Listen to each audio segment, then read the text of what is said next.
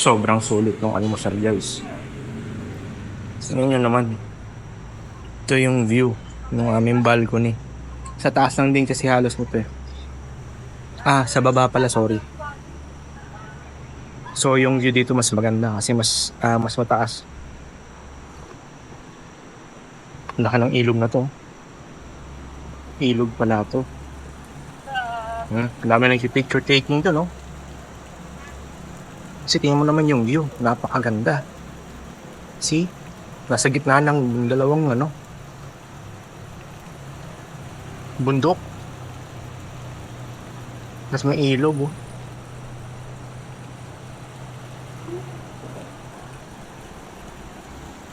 Taas na naman may rock formation. Napakaganda. Kasabayan pa ng gantong kape. Native na kape. Ng Ifugao.